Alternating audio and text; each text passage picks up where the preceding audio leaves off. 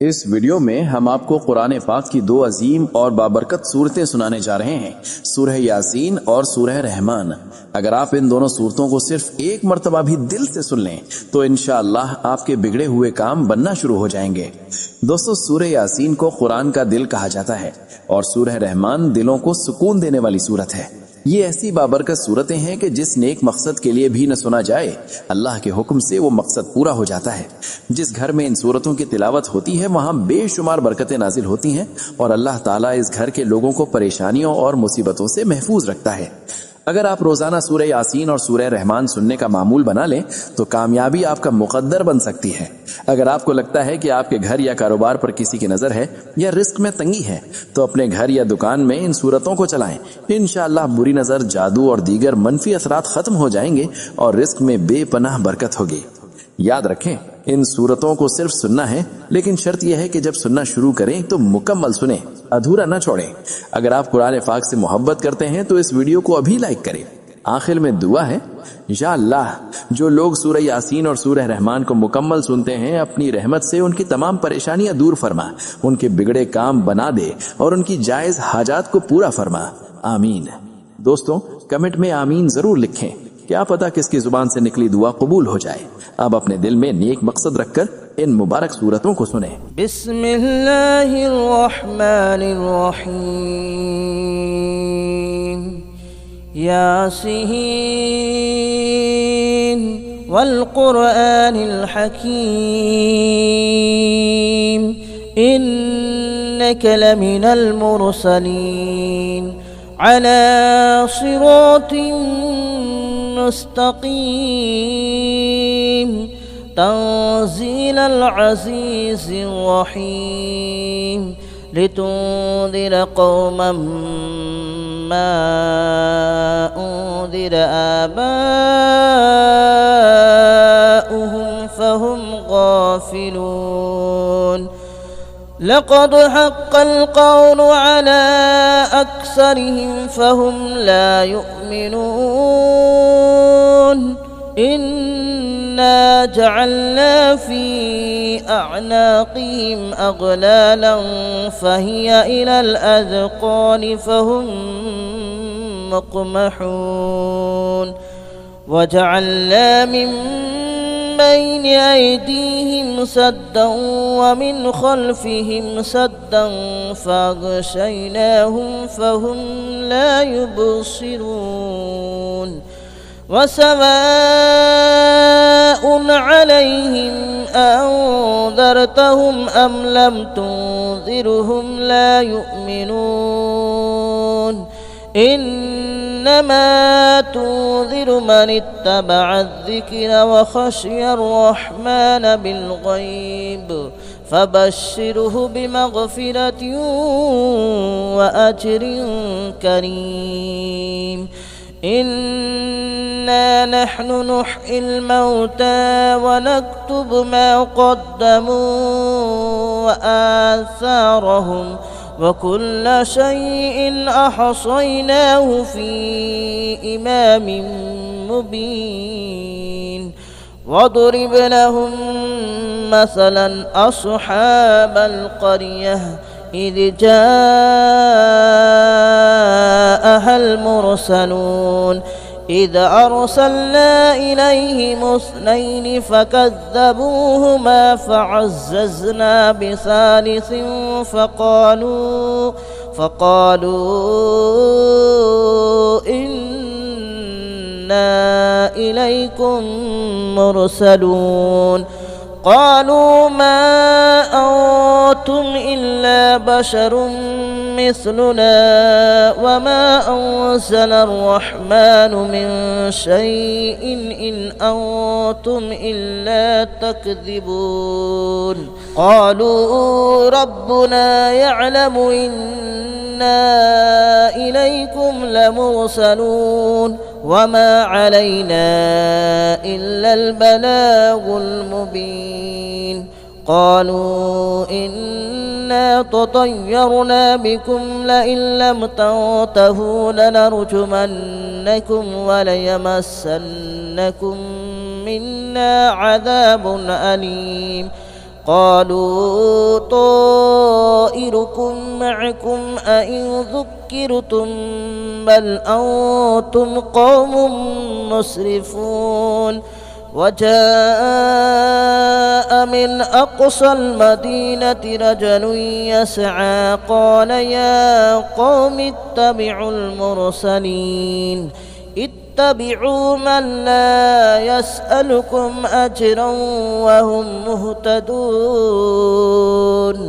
وما لي لا أعبد الذي فطرني وإليه ترجعون أأتخذ من دونه آلهة إن يردني الرحمن بضر لا تغن عني شفاءتهم شيئا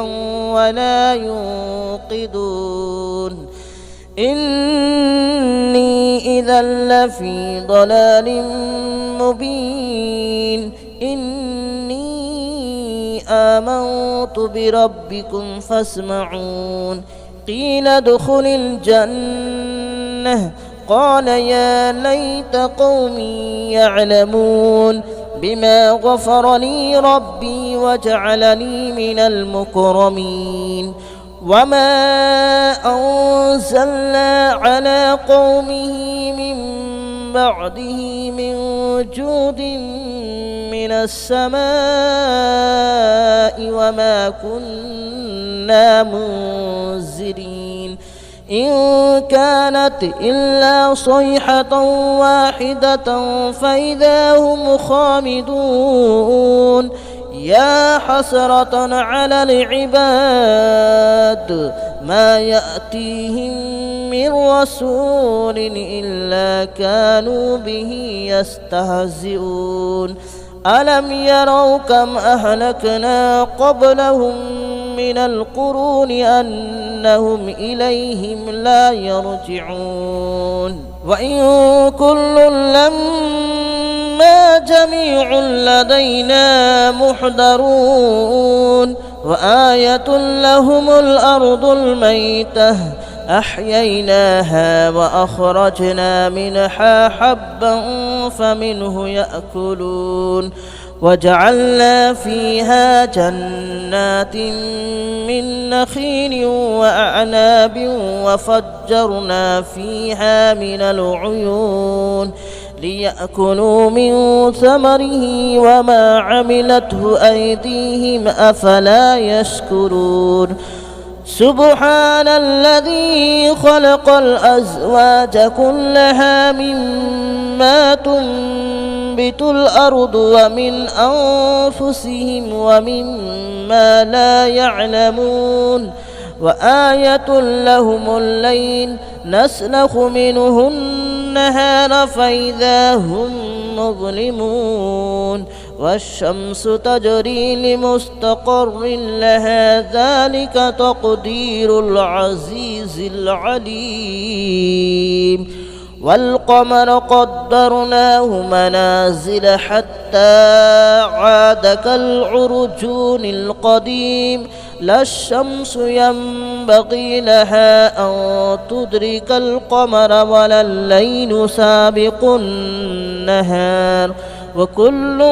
في فلك يسبحون وآية لهم ألا حملنا ذريتهم في الفلك المشحون وخلقنا لهم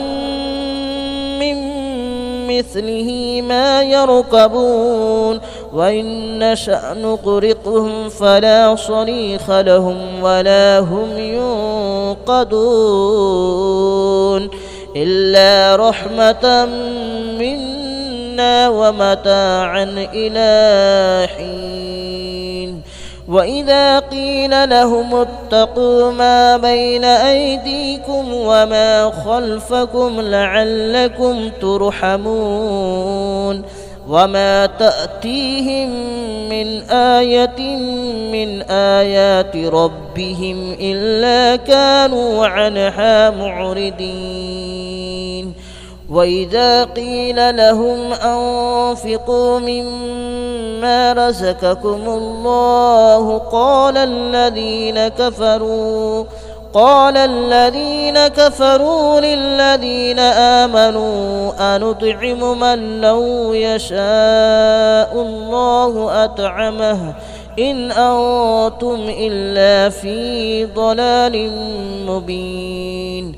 ويقولون متى هذا الوعد إن كنتم صادقين ما ينظرون إلا صيحة واحدة تأخذهم وهم يخصمون فلا يستطيعون توصية ولا إلى أهلهم يرجعون ونفخ في الصور فإذا هم من الأجداث إلى ربهم ينسلون قالوا يا ويلنا من بعثنا من مرقدنا هذا ما وعد الرحمن وصدق المرسلون إن كانت إلا صيحة واحدة فإذا هم جميع لدينا محضرون فاليوم لا تظلم نفس شيئا ولا تجزون إلا ما كنتم تعملون إن أصحاب الجنة اليوم في شغل فاكهون هم وأزواجهم في ظلال على الأرائك متكئون لهم فيها فاكهة ولهم ما يدعون سلام قولا من رب رحيم وامتازوا اليوم أيها المجرمون ألم أعهد إليكم يا بني آدم ألا تعبدوا الشيطان ألم أعهد إليكم يا بني آدم ألا تعبدوا الشيطان إنه لكم عدو مبين وأن اعبدوني هذا صراط مستقيم ولقد أضل منكم جبلا كثيرا أفلم تكونوا تعقلون هذه جهنم التي كنتم توعدون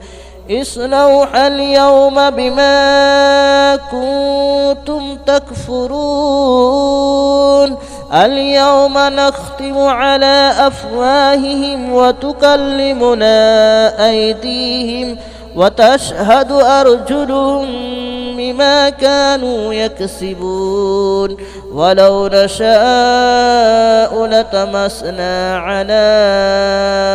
أعينهم فاستبقوا الصراط فأنى يبصرون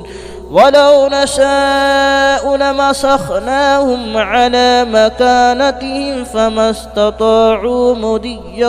ولا يرجعون ومن نعمره ننكسه في الخلق أفلا يعقلون وما علمناه الشعر وما ينبغي له إن هو إلا ذكر وقرآن مبين لينذر من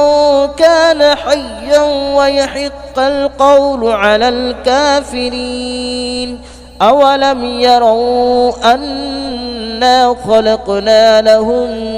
مما عملت أيدينا أنعاما فهم لها مالكون وذللناها لهم فمنها ركوبهم ومنها يأكلون ولهم فيها منافع ومشارب أفلا يشكرون واتخذوا من دون الله آلهة لعلهم ينصرون لا يستطيعون نصرهم وهم لهم جند محضرون فلا يحزنك قولهم إن إنا نعلم ما يسرون وما يعلنون أولم ير الإنسان أنا خلقناه من نطفة فإذا هو خصيم مبين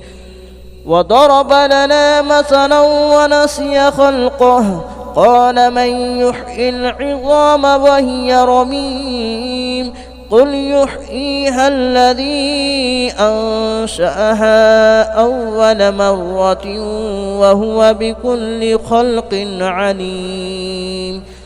الذي جعل لكم من الشجر الأخضر نارا فإذا أنتم منه توقدون أوليس الذي خلق السماوات والأرض بقادر على أن يخلق مثلهم بلى وهو الخلاق العليم إنما أمره إذا أراد شيئا أن يقول له كن فيكون فسبحان الذي بيده ملكوت كل شيء وإليه ترجعون بسم الله الرحمن الرحيم الرحمن علم القرآن خلق الإنسان علمه البيان الشمس والقمر بحسبان والنجم والشجر يسجدان والسماء رفعها ووضع الميزان ألا تطغوا في الميزان وأقيموا الوزن بالقسط ولا تخسروا الميزان والأرض وضعها للأنام فيها فاكهة والنخل ذات الأكمام والحب ذو العصف والريحان فبأي آلاء ربكما تكذبان خلق الإنسان من صلصال كالفخار وخلق الجان من مارج من نار فبأي آلاء ربكما تكذبان رب المشرقين ورب المغربين فبأي آلاء ربكما تكذبان مرج البحرين يلتقيان بينهما برزخ لا يبغيان فبأي آلاء ربكما تكذبان يخرج منهما اللؤلؤ والمرجان فبأي آلاء ربكما تكذبان وله الجوار المنشآت في البحر كالأعلام فبأي آلاء ربكما تكذبان كل من عليها فان ويبقى وجه ربك ذو الجلال والإكرام فبأي آلاء ربكما تكذبان يسأله من في السماوات والأرض كل يوم هو في شأن فبأي آلاء ربكما تكذبان سنفرغ لكم أيها الثقلان فبأي آلاء ربكما تكذبان يا معشر الجن والإنس إن استطعتم أن تنفذوا من أقطار السماوات والأرض فانفذوا لا تنفذون إلا بسلطان فبأي آلاء ربكما تكذبان يرسل عليكما شواظ من نار ونحاس فلا تنتصران فبأي آلاء ربكما تكذبان فإذا انشقت السماء فكانت وردة كالدهان فبأي آلاء ربكما تكذبان فيومئذ لا يسأل عن ذنبه إنس ولا جان فبأي آلاء ربكما تكذبان يعرف المجرمون بسيماهم فيؤخذ بالنواصي والأقدام فبأي آلاء ربكما تكذبان هذه جهنم التي يكذب بها المجرمون يطوفون بينها وبين حميم آن فبأي آلاء ربكما تكذبان ولمن خاف مقام ربه جنتان فبأي آلاء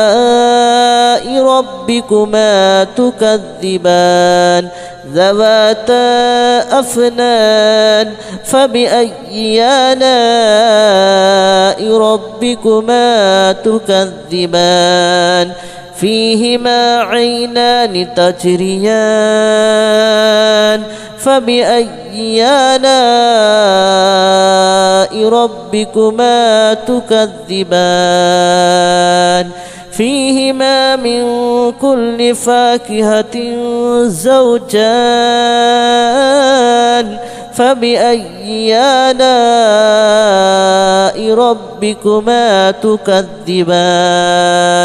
متكئين على فرش بطائنها من استبرق وجنى الجنتين دان فبأي آلاء ربكما تكذبان فيهن قاصرات الطرف لم يطمثهن إنس قبلهم ولا جان فبأي آلاء ربكما تكذبان كأنهن الياقوت والمرجان فبأي آلاء ربكما تكذبان هل جزاء الإحسان إلا الإحسان فبأي آلاء ربكما تكذبان ومن دونهما جنتان فبأي آلاء ربكما تكذبان مدهامتان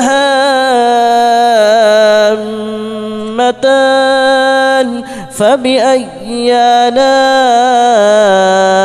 ربكما تكذبان فيهما عينان نضاختان فبأي آلاء ربكما تكذبان فيهما فاكهة ونخل ورمان فبأي آلاء ربكما تكذبان فيهن خيرات حسان فبأي آلاء ربكما تكذبان حور مقصورات في الخيام فبأي آلاء ربكما تكذبان لم يطمثهن إنس قبلهم ولا جان فبأي آلاء ربكما تكذبان متكئين على رفرف خضر وأبقري حسان فبأي آلاء ربكما تكذبان تبارك اسم ربك ذي الجلال والإكرام بسم الله الرحمن الرحيم إذا وقعت الواقعة ليس لوقعتها كاذبة خافضة رافعة إذا رجت الأرض رجا وبست الجبال بسا فكانت هباء منبثا وكنتم أزواجا ثلاثة فأصحاب الميمنة ما أصحاب الميمنة وأصحاب المشأمة ما أصحاب المشأمة والسابقون السابقون أولئك المقربون في جنات النعيم ثلة من الأولين وقليل من الآخرين على سرر موضونة متكئين عليها متقابلين يطوف عليهم ولدان مخلدون بأكواب وأباريق وكأس من معين لا يصدعون عنها ولا ينزفون وفاكهة مما يتخيرون ولحم طير مما يشتهون وحور عين كأمثال اللؤلؤ المكنون جزاء بما كانوا يعملون لا يسمعون فيها لغوا ولا تأثيما إلا قليلا سلاما سلاما وأصحاب اليمين ما أصحاب اليمين في سدر مخدود وطلح منضود وظل ممدود وماء مسكوب مكذوب وفاكهة كثيرة لا مقطوعة ولا ممنوعة وفرش مرفوعة إنا أنشأناهن إن شاء فجعلناهن أبكارا عربا أترابا لأصحاب اليمين ثلة من الأولين وثلة من الآخرين وأصحاب الشمال ما أصحاب الشمال في سموم وحميم وظل من يحموم لا بارد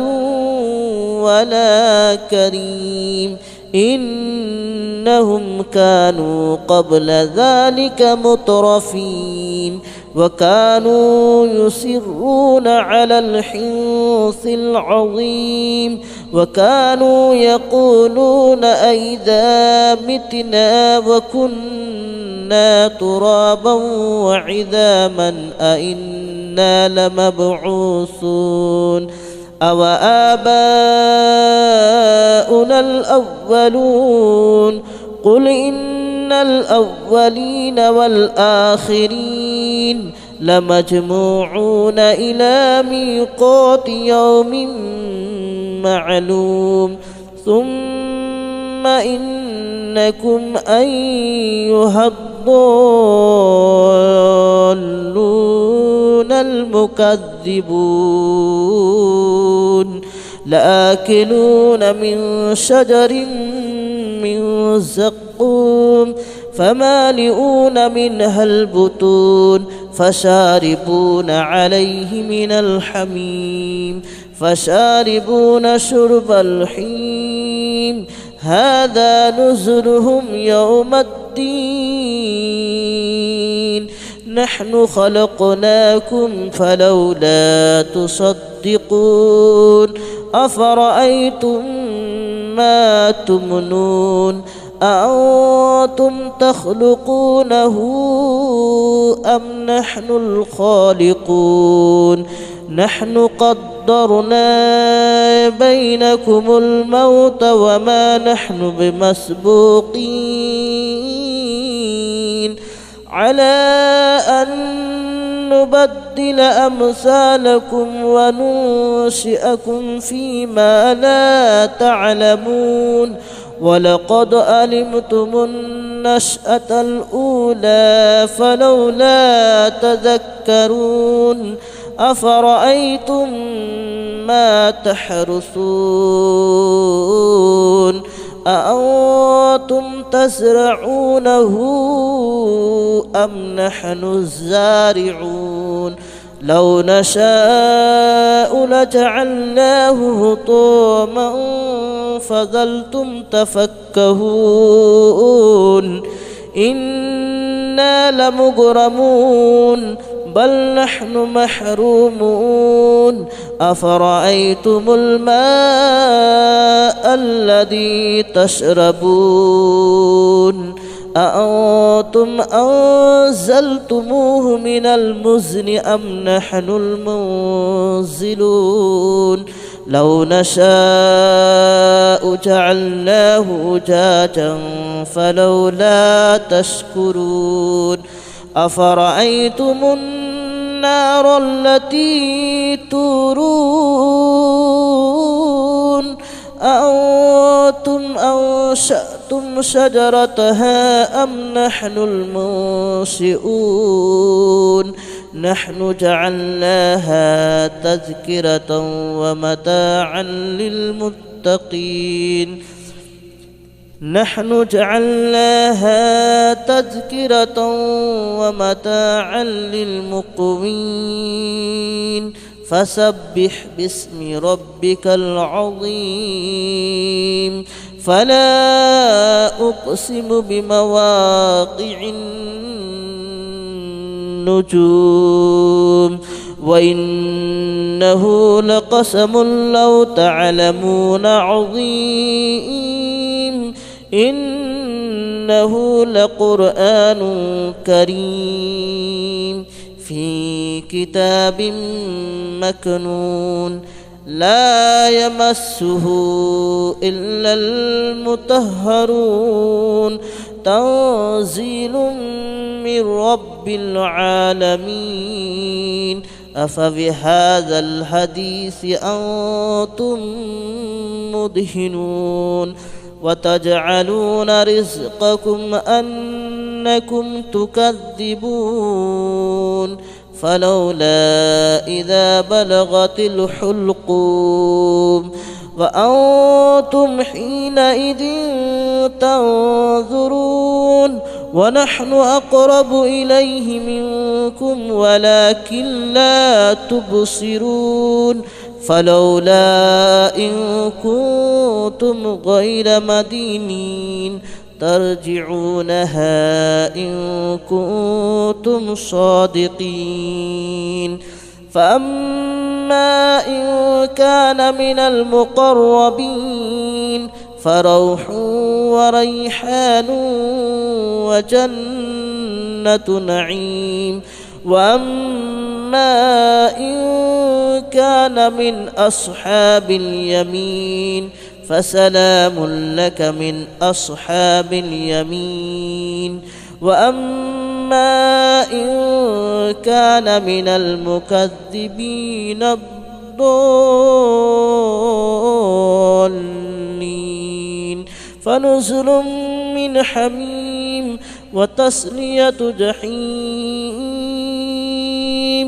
إن هذا لهو حق اليقين فسبح باسم ربك العظيم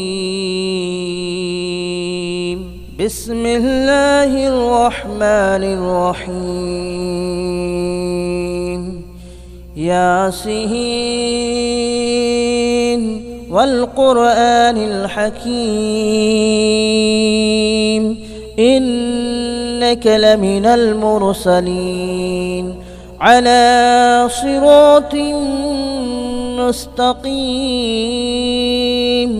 تنزيل العزيز الرحيم لتنذر قوما ما أنذر آباؤهم فهم غافلون لقد حق القول على أكثرهم فهم لا يؤمنون إنا جعلنا في أعناقهم أغلالا فهي إلى الأذقان فهم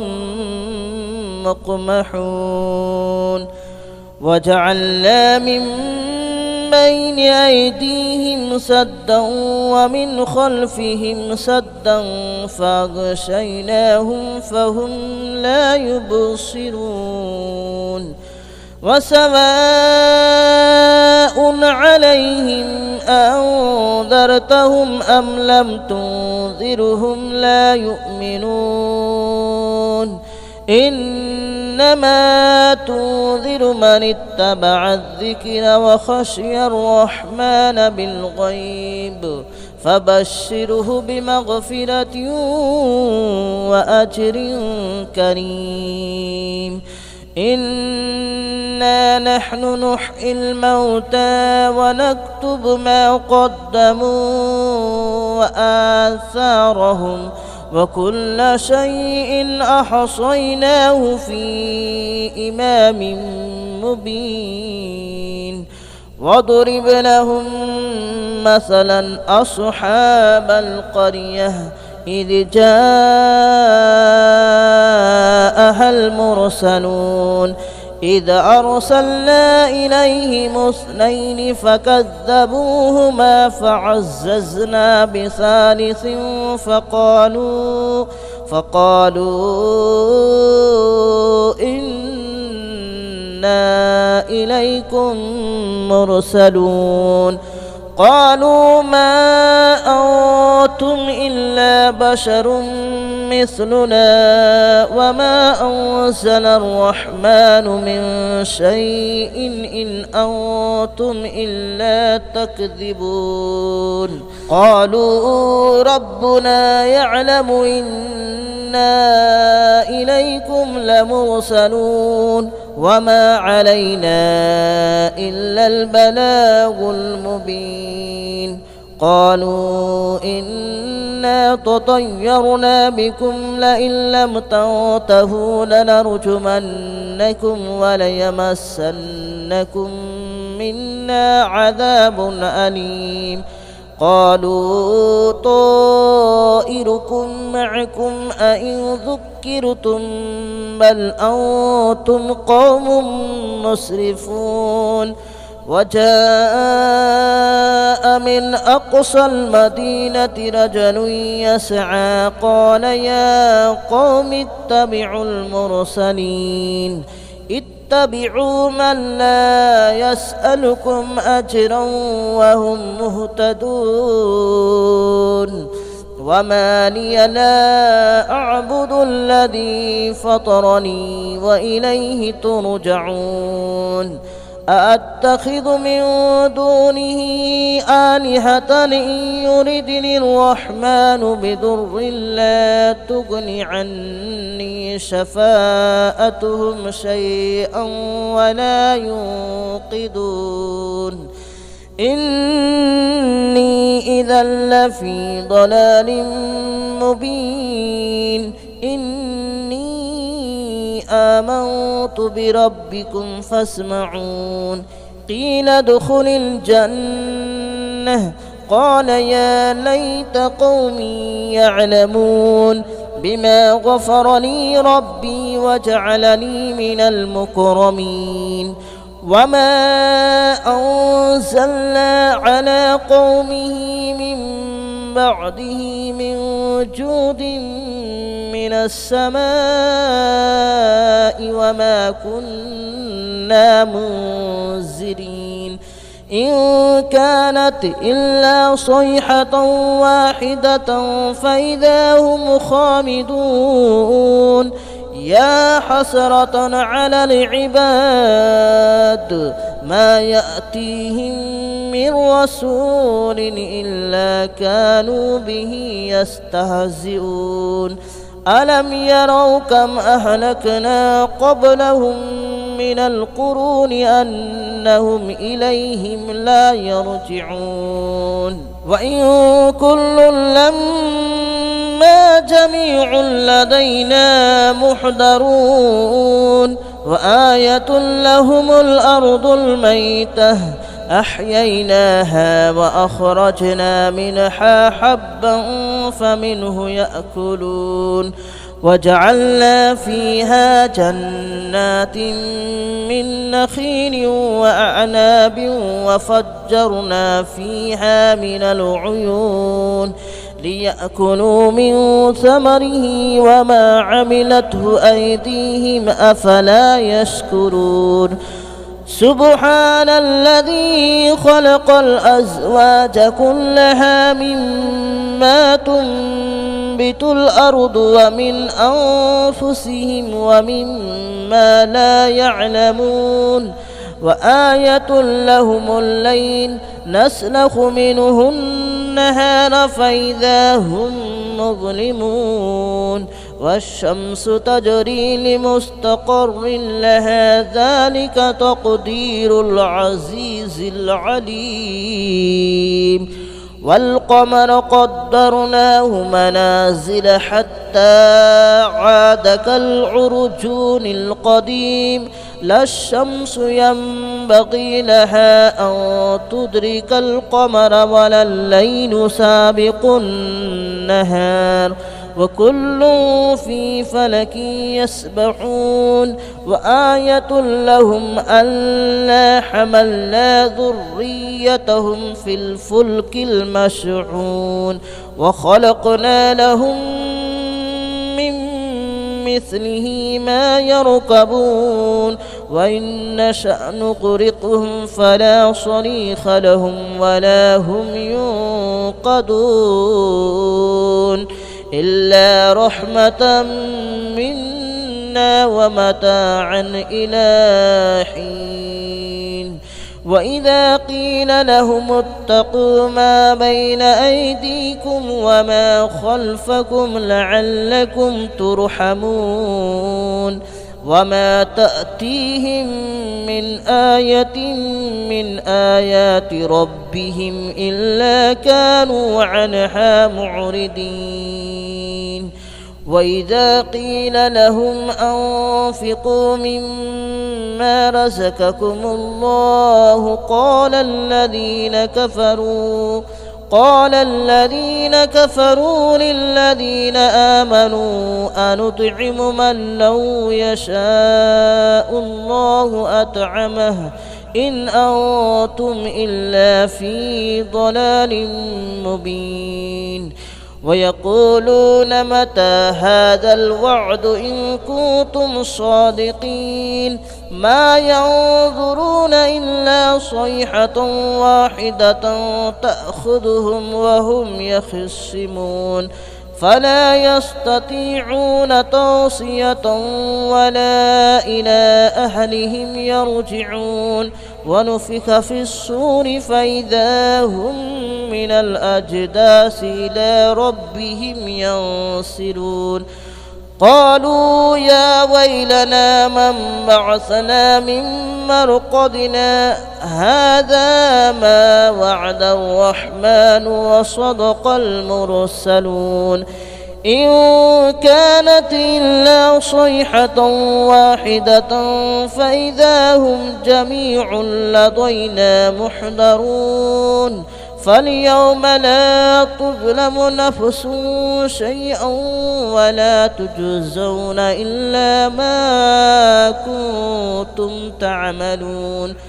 إن أصحاب الجنة اليوم في شغل فاكهون هم وأزواجهم في ظلال على الأرائك متكئون لهم فيها فاكهة ولهم ما يدعون سلام قولا من رب رحيم وامتازوا اليوم أيها المجرمون ألم أعهد إليكم يا بني آدم ألا تعبدوا الشيطان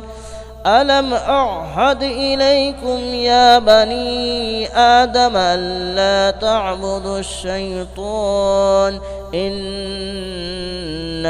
لكم عدو مبين وأن اعبدوني هذا صراط مستقيم ولقد أضل منكم جبلا كثيرا أفلم تكونوا تعقلون هذه جهنم التي كنتم توعدون اصلوها اليوم بما كنتم تكفرون اليوم نختم على أفواههم وتكلمنا أيديهم وتشهد أرجلهم بما كانوا يكسبون ولو نشاء لطمسنا على أعينهم فاستبقوا الصراط فأنى يبصرون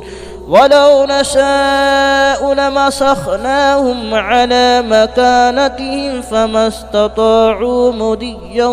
ولا يرجعون ومن نعمره ننكسه في الخلق أفلا يعقلون وما علمناه الشعر وما ينبغي له إن هو إلا ذكر وقرآن مبين لينذر من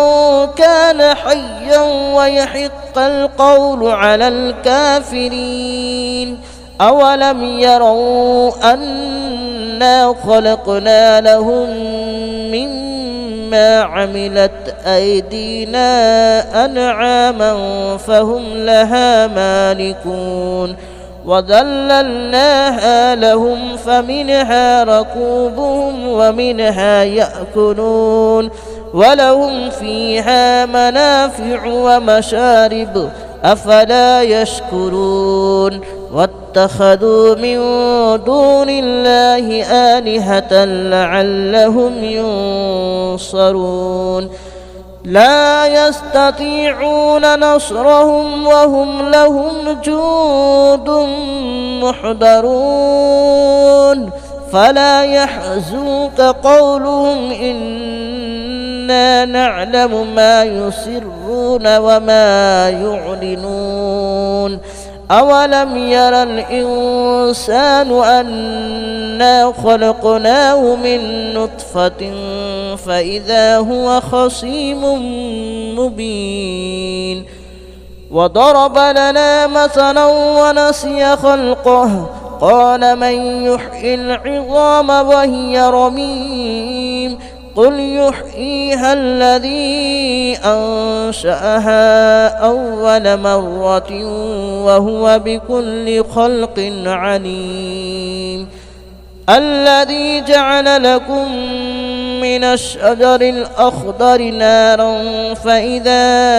أنتم منه توقدون أوليس الذي خلق السماوات والأرض بقادر على أن يخلق مثلهم بلى وهو الخلاق العليم إنما أمره إذا أراد شيئا أن يقول له كن فيكون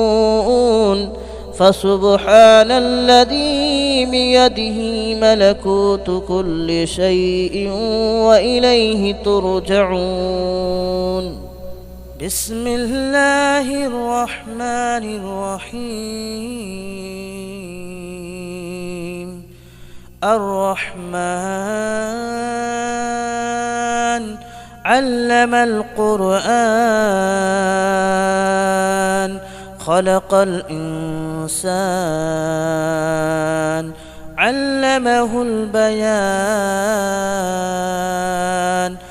الشمس والقمر بحسبان والنجم والشجر يسجدان والسماء رفعها ووضع الميزان ألا تطغوا في الميزان وأقيموا الوزن بالقسط ولا تخسروا الميزان والأرض وضعها للأنام فيها فاكهة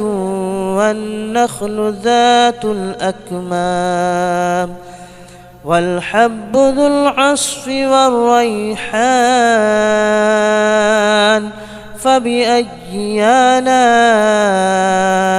ربكما تكذبان خلق الإنسان من صلصال كالفخار وخلق الجان من مارج من نار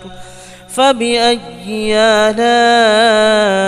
ربكما تكذبان رب المشرقين ورب المغربين فبأي آلاء ربكما تكذبان مرج البحرين يلتقيان بينهما برزخ لا يبغيان فبأي آلاء ربكما تكذبان يخرج منهما اللؤلؤ والمرجان فبأي آلاء ربكما تكذبان وله الجوار المنشآت في البحر كالأعلام فبأي آلاء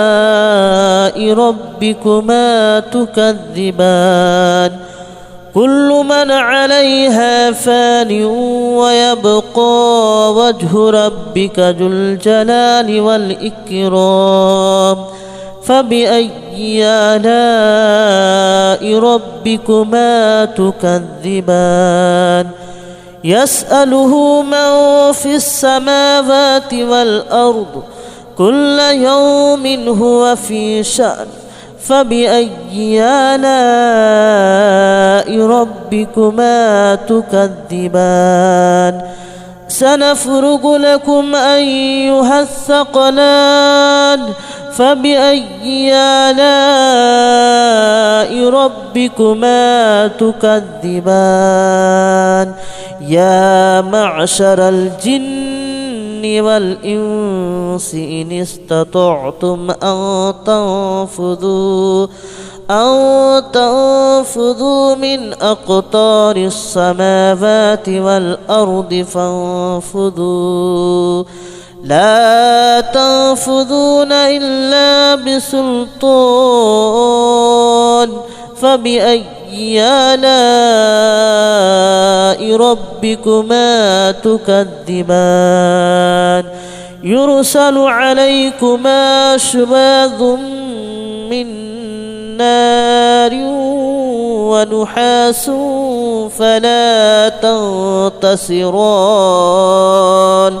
فبأي آلاء ربكما تكذبان فإذا انشقت السماء فكانت وردة كالدهان فبأي آلاء ربكما تكذبان فيومئذ لا يسأل عن ذنبه إنس ولا جان فبأي آلاء ربكما تكذبان يعرف المجرمون بسيماهم فيؤخذ بالنواصي والأقدام فبأي آلاء ربكما تكذبان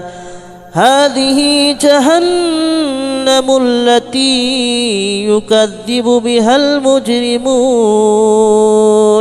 يطوفون بينها وبين حميم آن فبأي آلاء ربكما تكذبان ولمن خاف مقام ربه جنتان فبأي آلاء ربكما تكذبان ذواتا أفنان فبأي آلاء ربكما تكذبان فيهما عينان تجريان فبأي آلاء ربكما تكذبان فيهما من كل فاكهة زوجان فبأي آلاء ربكما تكذبان متكئين على فرش بطائنها من استبرق وجنى الجنتين دان فبأي آلاء ربكما تكذبان فيهن قاصرات الطرف لم يطمثهن إنس قبلهم ولا جان فبأي آلاء ربكما تكذبان كأنهن الياقوت والمرجان فبأي آلاء ربكما تكذبان هل جزاء الإحسان إلا الإحسان فبأي آلاء ربكما تكذبان ومن دونهما جنتان فبأي آلاء ربكما تكذبان مدهامتان فبأي آلاء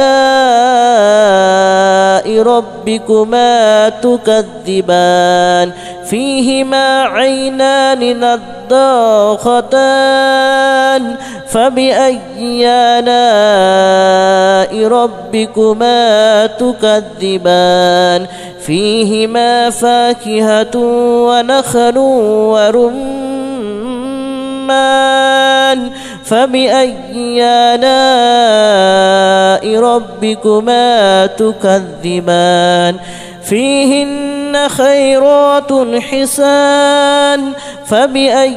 آلاء ربكما تكذبان حور مقصورات في الخيام فبأي آلاء ربكما تكذبان لم يطمثهن إنس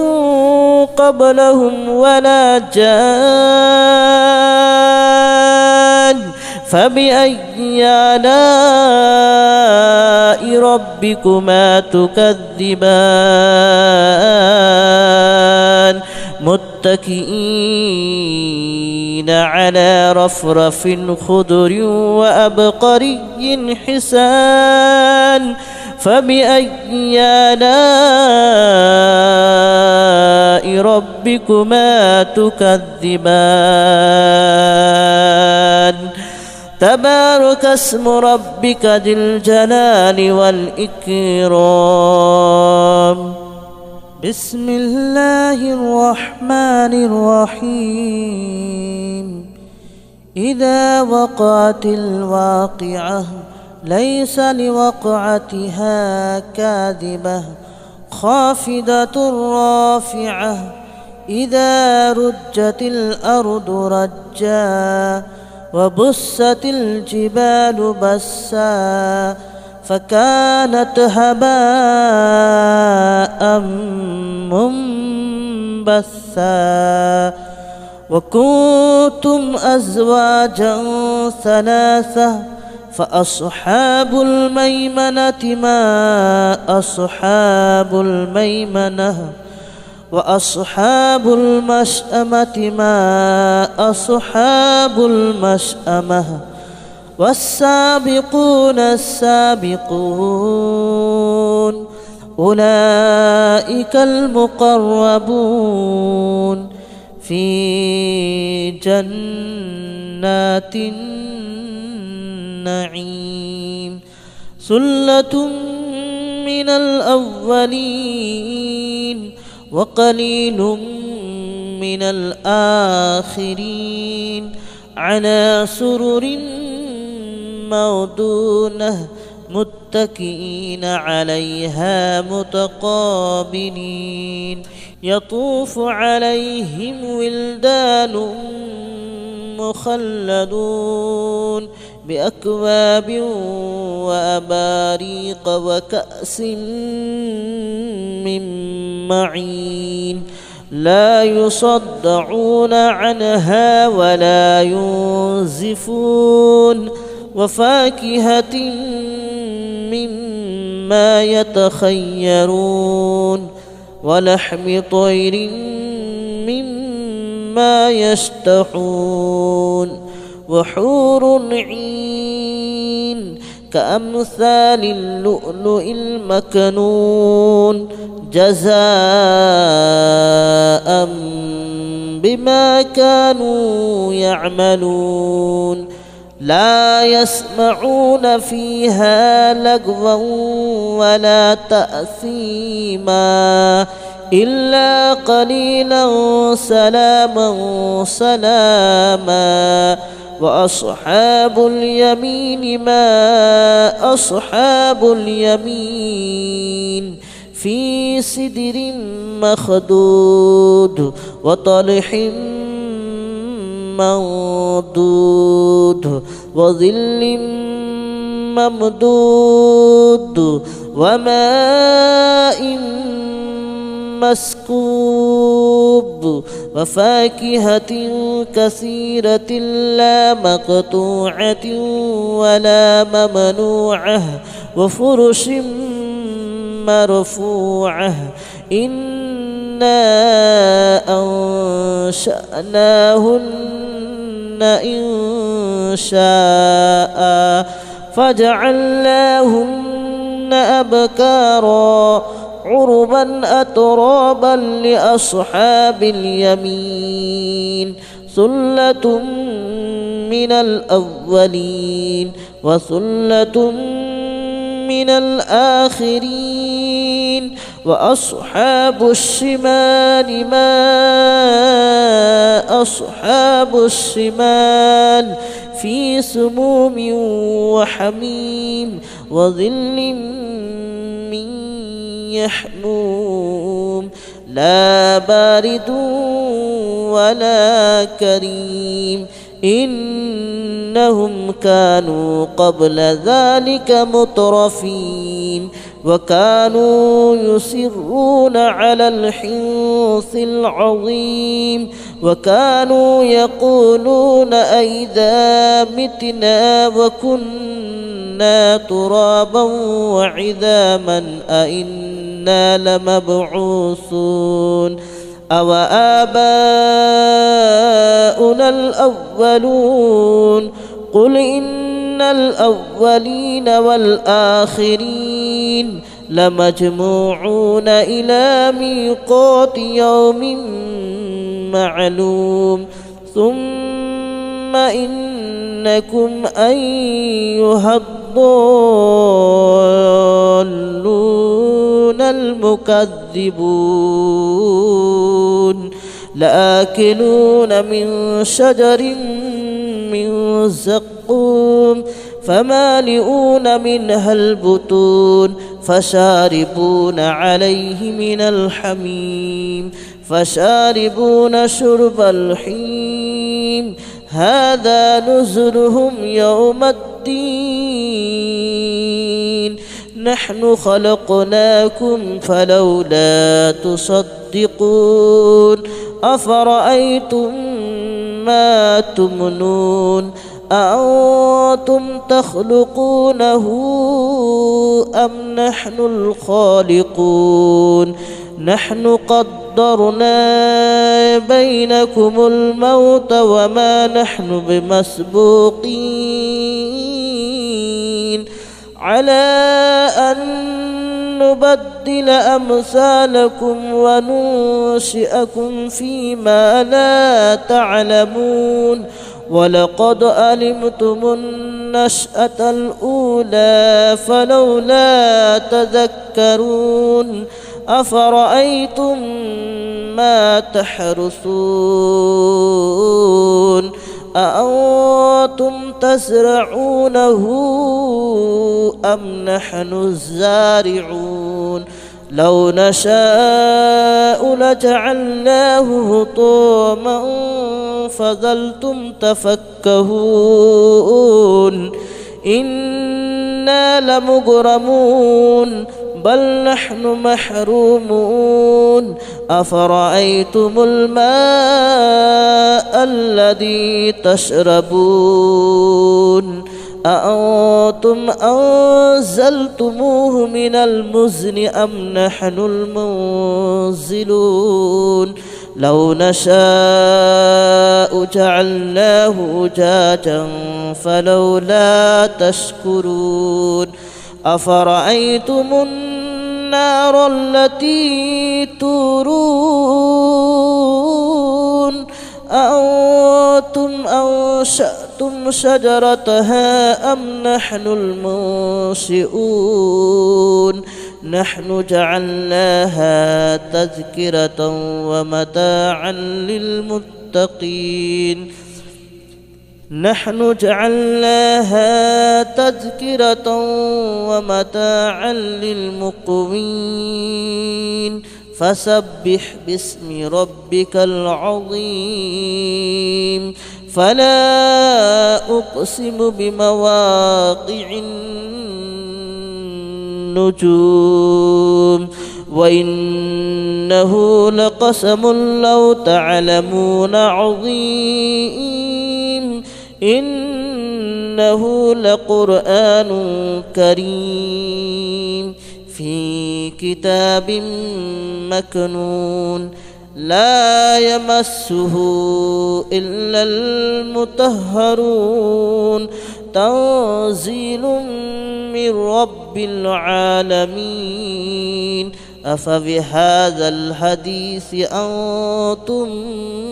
مدهنون وتجعلون رزقكم أنكم تكذبون فلولا إذا بلغت الحلقوم وأنتم حينئذ تنظرون ونحن أقرب إليه منكم ولكن لا تبصرون فلولا إن كنتم غير مدينين ترجعونها إن كنتم صادقين فأما إن كان من المقربين فروح وريحان وجنة نعيم وأما إن كان من أصحاب اليمين فسلام لك من أصحاب اليمين وأما إن كان من المكذبين الضالين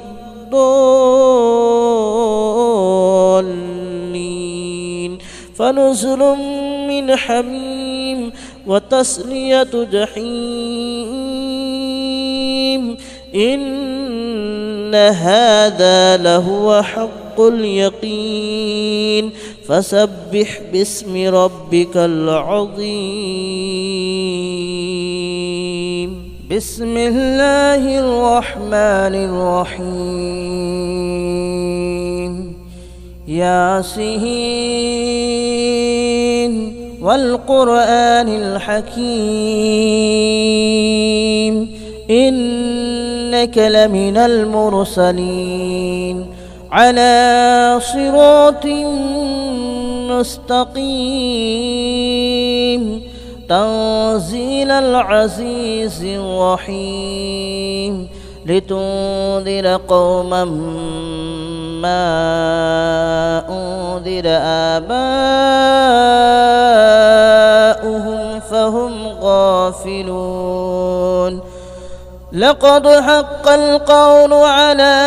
أكثرهم فهم لا يؤمنون إنا جعلنا في أعناقهم أغلالا فهي إلى الأذقان فهم مقمحون وجعلنا من بين أيديهم سدا ومن خلفهم سدا فأغشيناهم فهم لا يبصرون وسواء عليهم أنذرتهم أم لم تنذرهم لا يؤمنون إنما تنذر من اتبع الذكر وخشي الرحمن بالغيب فبشره بمغفرة وأجر كريم. إنا نحن نحيي الموتى ونكتب ما قدموا وآثارهم وكل شيء أحصيناه في إمام مبين. واضرب لهم مثلا أصحاب القرية إذ جاءها المرسلون إذ أرسلنا إليهم اثنين فكذبوهما فعززنا بثالث فقالوا إنا إليكم مرسلون. قالوا ما أنتم إلا بشر مثلنا وما أنزل الرحمن من شيء إن أنتم إلا تكذبون. قالوا ربنا يعلم إنا إليكم لمرسلون وما علينا إلا البلاغ المبين. قالوا إنا تطيرنا بكم لئن لم تنتهوا لنرجمنكم وليمسنكم منا عذاب أليم. قالوا طائركم معكم أئن ذكرتم بل أنتم قوم مسرفون. وجاء من أقصى المدينة رجل يسعى قال يا قوم اتبعوا المرسلين اتبعوا من لا يسألكم أجرا وهم مهتدون. وما لي لا أعبد الذي فطرني وإليه ترجعون. أأتخذ من دونه آلهة إن يردني الرحمن بضر لا تغن عني شفاءتهم شيئا ولا ينقذون. إني إذا لفي ضلال مبين. إني آمنت بربكم فاسمعون. قيل ادخل الجنة قال يا ليت قومي يعلمون بما غفر لي ربي وجعلني من المكرمين. وما أنزلنا على قومه من بعده من جود من السماء وما كنا منزلين. إن كانت إلا صيحة واحدة فإذا هم خامدون. يا حسرة على العباد ما يأتيهم من رسول إلا كانوا به يستهزئون. ألم يروا كم أهلكنا قبلهم من القرون أنهم إليهم لا يرجعون. وإن كل لما جميع لدينا محضرون. وآية لهم الأرض الميتة أحييناها وأخرجنا منها حبا فمنه يأكلون. وجعلنا فيها جنات من نخيل وأعناب وفجرنا فيها من العيون ليأكلوا من ثمره وما عملته أيديهم أفلا يشكرون. سبحان الذي خلق الأزواج كلها مما تنبت الأرض ومن أنفسهم ومما لا يعلمون. وآية لهم الليل نسلخ منه النهار فإذا هم مظلمون والشمس تجري لمستقر لها ذلك تقدير العزيز العليم والقمر قدرناه منازل حتى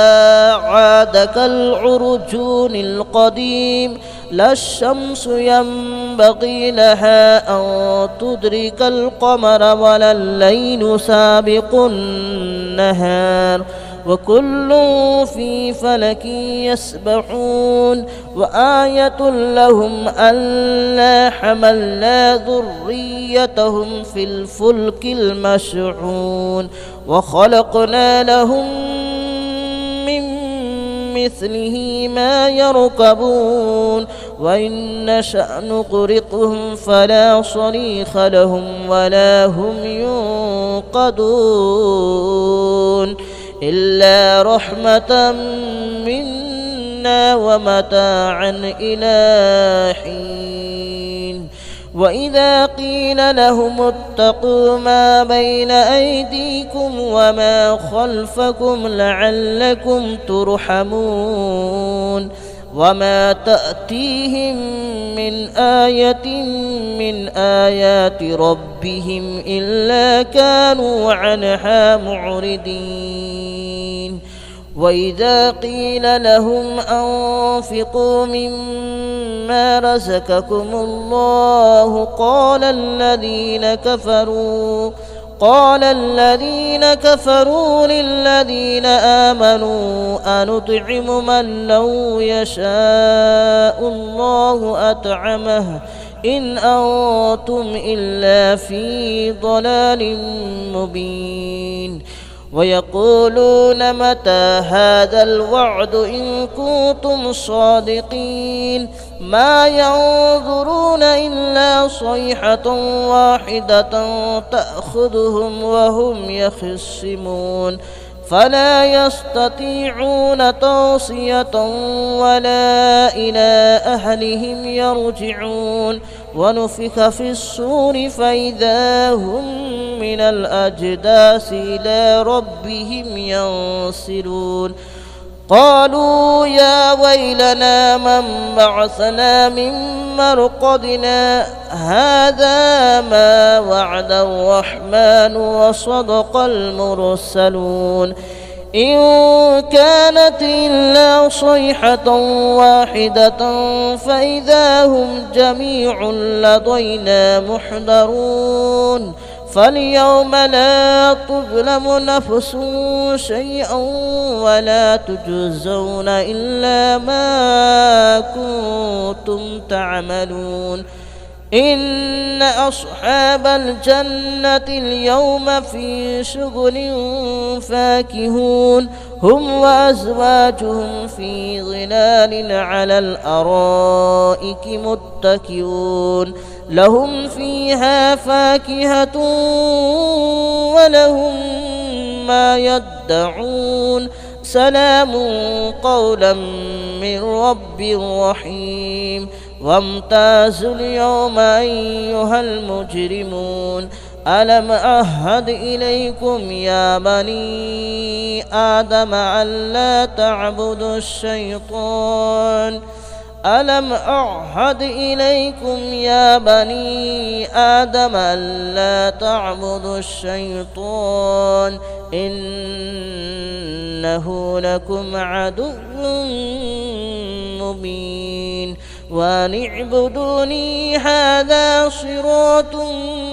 مستقيم ولقد أضل منكم جبلا كثيرا أفلم تكونوا تعقلون هذه جهنم التي كنتم توعدون اصلوها اليوم بما كنتم تكفرون اليوم نختم على أفواههم وتكلمنا أيديهم وتشهد أرجلهم بما كانوا يكسبون ولو نشاء لطمسنا على